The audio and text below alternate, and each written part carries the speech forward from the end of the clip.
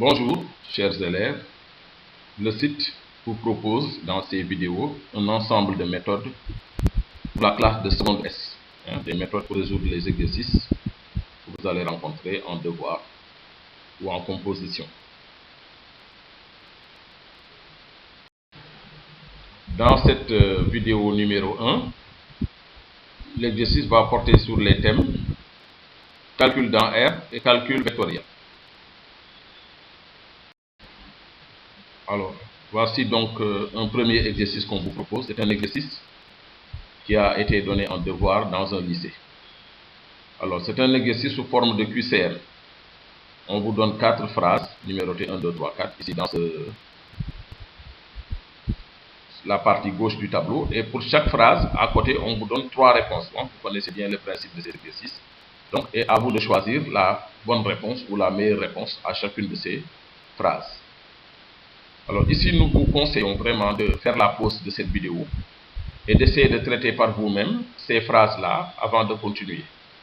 Essayez de faire vous-même l'exercice avant de suivre la suite de cette vidéo.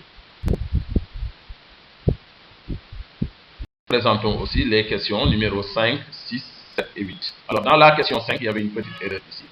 Nous précisons que la première phrase qui est donnée, c'est les vecteurs CG et AB sont collinaires. Vous pouvez rectifier vous-même.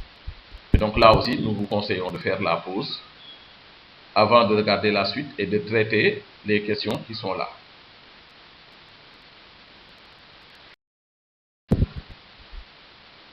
Passons à la première question. Alors, la phrase qui était proposée, c'est soit A et B, deux réels positifs. On a racine de A au carré B est égale, réponse A, valeur absolue de A fois racine de B. Réponse B, A fois racine de B. Et réponse C, B fois racine de A.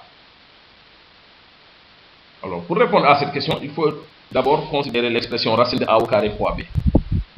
Alors, elle est égale en séparant les deux radicaux entre guillemets à racine de A au carré fois racine de B. Alors, ce qui me permet de faire ça, c'est que B est positif. A carré, comme c'est un carré, lui, il est toujours positif. Alors, vous savez que la racine du produit de deux nombres réels est égale au produit des racines de ces nombres, mais à condition que ces deux nombres soient tous les deux positifs.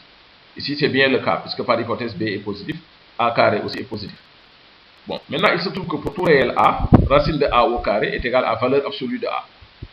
Et donc, on peut remplacer racine de A au carré par valeur absolue de A, ce qui nous donnerait valeur absolue de A fois racine de B. Alors, on pourrait penser que on peut s'arrêter là, mais n'oublions pas que A aussi est un réel positif.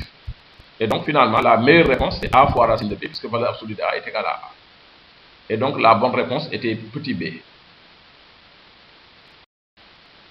Deuxième phrase, l'équation valeur absolue de 3x moins 4 est égale à moins 3x plus 4 a pour ensemble de solutions dans R. Réponse A, R moins. Réponse B, intervalle 4 tiers plus l'infini. Et réponse C, intervalle moins l'infini 4 tiers.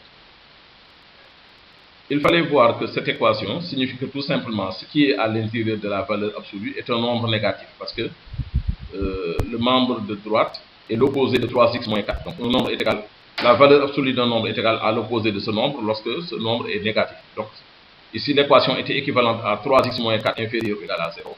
En d'autres termes, en transposant, on obtient facilement x inférieur ou égal à 4 tiers. Et donc la bonne réponse c'était S égale moins l'infini 4 tiers. Et donc la bonne réponse c'était C.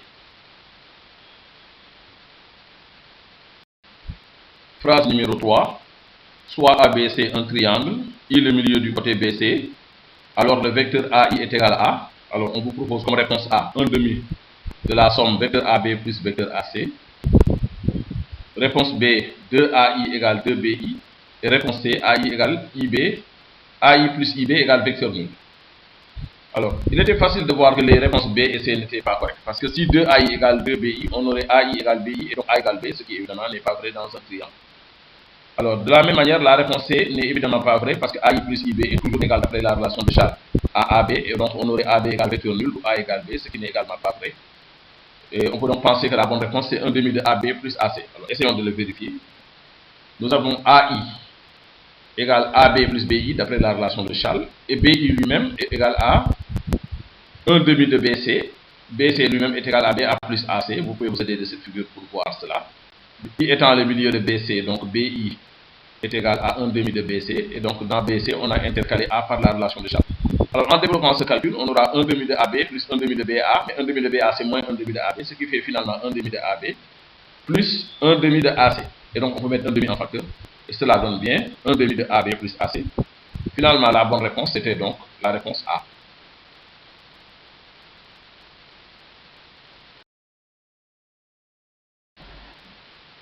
Quatrième phrase, soit le segment AB, si 2MA plus 3MB en vecteur est égal à vecteur nul, alors réponse A, vecteur AM égale 3 cinquièmes de vecteur AB.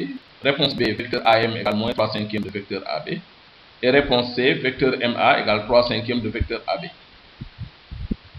Alors, pour le savoir, on va utiliser la relation donnée 2MA plus 3MB égale vecteur nul et introduire A par la relation de Charles. Donc, 2MA est égal à moins 3MB, si jamais la phrase est vraie.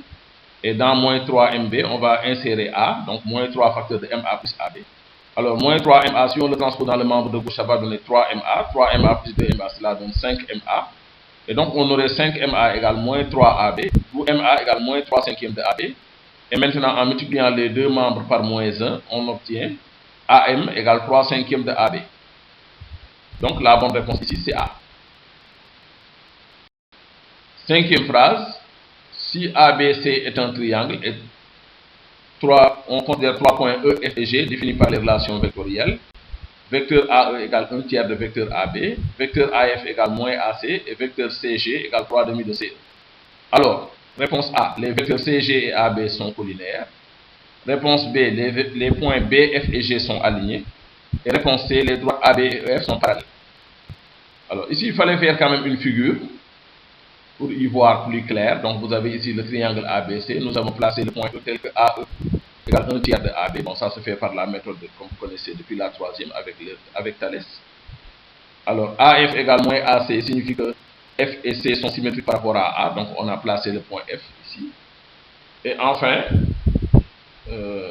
CG égale 3 demi de CE se dessine donc comme ça. Donc, on fait CE et puis on fait une moitié de CE en plus vers la droite, dans la direction vers la gauche, pardon. Et donc, le point G est ici. Alors, en examinant ce dessin et en regardant les trois phrases, il semble que la phrase qui semble être vraie, c'est que B, F et G sont alignés. On va essayer de vérifier ça par le calcul. Bon.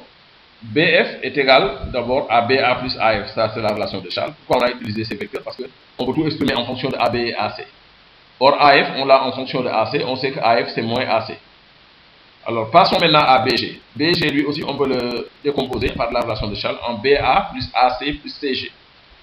Alors, BA, c'est moins AB. AC, bon, on recopie AC. Et CG, d'après l'énoncé, c'est 3 demi de CE. Mais CE lui-même, on peut le décomposer en CA plus AE. Et donc, en continuant les calculs, on obtient moins AB, 1 demi de AB plus 3 demi de CA. 3 demi de CA, c'est moins 1 demi de AC. Donc, ça fait moins 1 demi de AC finalement. Parce que c'est comme si on avait AC moins 1 demi de AC. Moins 3 demi de AC, pardon. Donc, ça nous donne moins 1 demi de AC. Et enfin, on a 3 demi de AE. Mais l'énoncé nous dit que AE, c'est 1 tiers de AB. Donc, voilà, l'idée directrice, c'est vraiment de tout exprimer en fonction de AB et AC. Alors, si on termine le calcul dans la troisième ligne, ça nous donne moins AB plus 1 demi de AB, ça fait donc moins 1 demi de AB et moins 1 demi de AC pour recopie à la suite. Alors, tout cela nous montre que finalement, BG n'est rien d'autre que moins 1 demi de BF.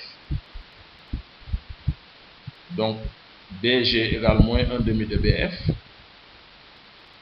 Et il en résulte qu'évidemment, les vecteurs BG et BF sont collinaires. Et par conséquent, les points B, F et G sont alignés. La réponse correcte était B.